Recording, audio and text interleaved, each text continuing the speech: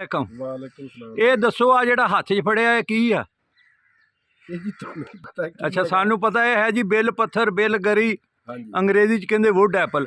ਤੁਹਾਨੂੰ ਕਿਸੇ ਨੇ ਇਹਦਾ ਨੁਸਖਾ ਦੱਸਿਆ? ਹਾਂਜੀ ਮੈਨੂੰ ਉਹ ਕਿੱਦਾਂ ਦੱਸਿਆ ਜਰਾ ਸਾਨੂੰ ਵੀ ਦੱਸ ਦਿਓ। ਇਹਦੇ ਵਿੱਚੋਂ ਜੀ ਜਿਹੜਾ ਗੁੱਦਾ ਕੱਢ ਕੇ ਨਾ, ਹਾਂਜੀ ਕੱਢ ਕੇ ਗੁੱਦਾ ਤੇ ਇਹਦੇ ਵਿੱਚ ਪਾਉਣਾ ਦੂਸਰਾ ਚਾਰੇ ਮਗਜ਼, 4 ਮਗਜ਼, ਹਾਂਜੀ ਤੇ ਖਸਖਾਸ, ਖਸਖਾਸ। ਹਾਂਜੀ ਤੇ ਘਿਓ ਦੇ ਵਿੱਚ ਇਹਨੂੰ ਭੁੰਨ ਲੈਣਾ। ਅੱਛਾ ਇਹ ਫੱਕੀ ਵਾਂਗੂ ਫੱਕੀ ਬਣ ਜਾਣੀ। ਅੱਛਾ ਜੀ। ਤੇ ਉਹਨੇ ਆਖਿਆ ਗੋਡਿਆਂ ਵਾਸਤੇ ਇੰਜੇ ਭਾਵੇਂ ਕੰਧ 'ਚ ਮਾਰੀ ਜਾਇਆ ਜੇ। ਗੋਡੇ?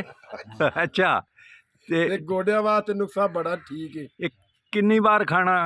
ਇਹ ਸਵੇਰ ਸ਼ਾਮ ਖਾਧੀ ਜਾਵੇ, ਚਮਚੀ ਇਹਦੀ ਪੌਣੀ ਚਮਚੀ ਖਾਧੀ ਜਾਵੇ। ਖਾਧੀ ਜਾਵੇ। ਖਾਣਾ ਖਸਖਾਸ, ਚਾਰੇ ਮਗਜ਼ ਤੇ ਇਹਦਾ ਬਿਲਗਰੀ ਦਾ ਗੁੱਦਾ, ਹਾਂਜੀ ਇਹ ਭੁੰਨ ਲੈਣੇ ਘੇ 'ਚ। ਘੇ ਕਿਹੜਾ ਹੋਣਾ? ਘਿਓ ਦੇਸੀ ਤਾਂ ਹੋ ਜਾਏ ਤਾਂ ਫਿਰ ਤਾਂ ਕਿਆ ਹੀ ਬਾਤ। ਨਹੀਂ ਹੋਵੇ ਹੀ ਦੇਸੀ। ਹਾਂਜੀ ਇਹ ਜਿਹੜਾ ਹੈਗਾ ਨਾ ਬਨੋਟੀ, ਹਾਂ ਉਹ ਨਹੀਂ ਦੇਸੀ ਲੱਭਣਾ ਪਊਗਾ। ਠੀਕ। ਲਓ ਜੀ, ਇਹ ਭਾਈ ਅਹਿਮਦ ਸਾਹਿਬ ਨੂੰ ਕਿਸੇ ਨੇ ਨੁਸਖਾ ਦੱਸਿਆ, ਹੁਣ ਇਹਨਾਂ ਨੇ ਨੁਸਖਾ ਬਣਾਉਣਾ ਆ।